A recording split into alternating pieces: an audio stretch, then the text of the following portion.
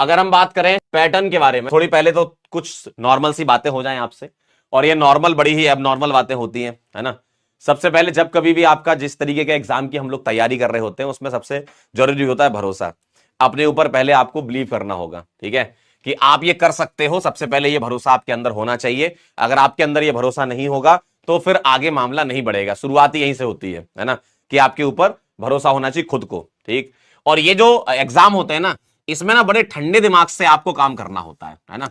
Cool temperament आपका होना चाहिए। ठंडे दिमाग से मैं इसलिए कह रहा हूं क्योंकि आपको बहुत सारे सवाल यहां करने की आवश्यकता नहीं होती है। क्यों? क्योंकि कट ऑफ कम जाता है, ठीक है, बहुत कम कट ऑफ जाता है। अगर आपको एक डिसेंट सा आईआईटी का कॉलेज चाहिए तो आप डिसेंट नंबर ऑफ क्वेश्चंस करके आ जाएंगे, तब भी आपका बहुत बढ़िया रैंक आ जाएगा।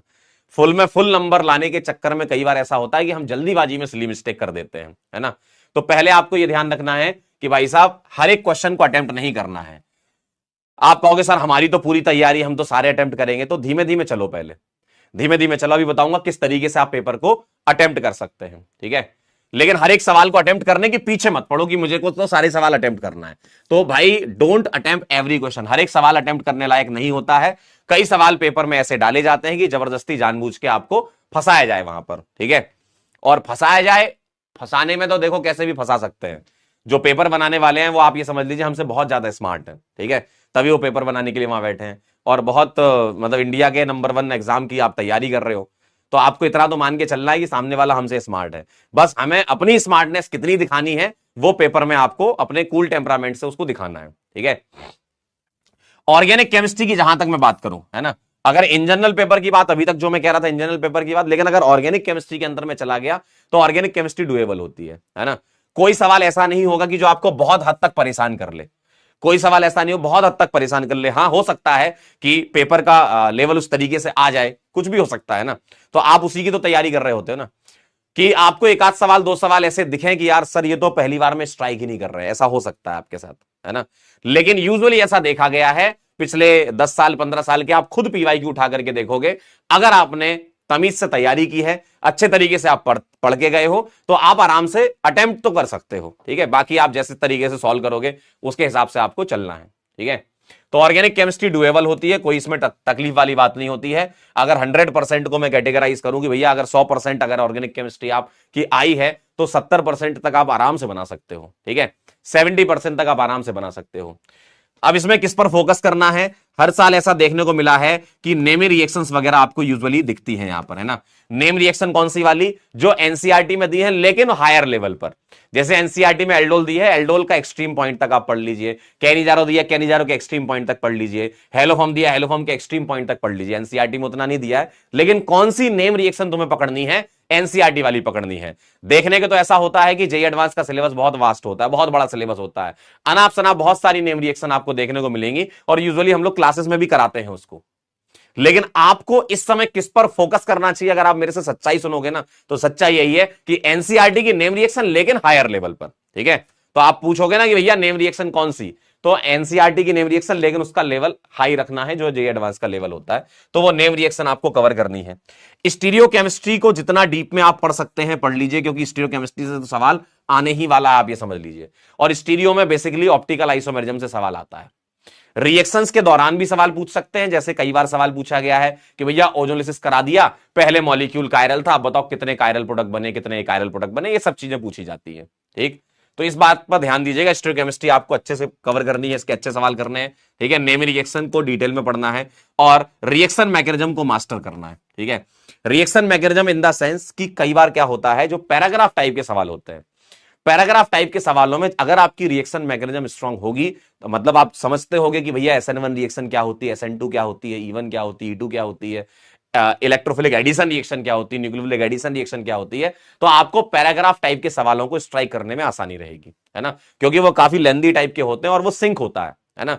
मतलब जैसे अगर तुम यूजुअली क्लासेस में सवाल करते हो कि A से B बना दिया, B से C बना दिया, C से D बना दिया, लेकिन वो उसको लैंग्वेज के फॉर्म में लिख देते हैं, है ना। तो वो तुम्हें पता होना चाहिए, उसके लिए तुम्हारी पकड़ यहां पर होनी चाहिए, ठीक है।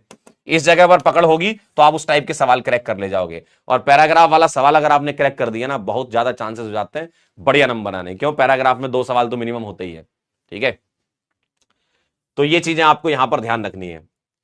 अगर हम बात करें कि भाई पेपर को किस तरीके से अटेम्प्ट करना है, तो आपको पेपर को 3 राउंड में डिवाइड कर लेना, राउंड 1, राउंड 2, राउंड 3। और ये चीज अभी से प्रैक्टिस करें, ये तो एग्जाम के लिए बता रहा हूं, इसको अभी से आप मॉक टेस्ट में अप्लाई करें। आप जो भी टेस्ट दे रहे हैं एडवांस के, उनमें आप ये अप्लाई करें कि राउंड 1 में आप वही वाले लें जो श्योर शॉट वाले हैं। मतलब जो, देखो हर पेपर में हर सवाल तो टफ नहीं होता ना, इतना बात तो मानते हो ना।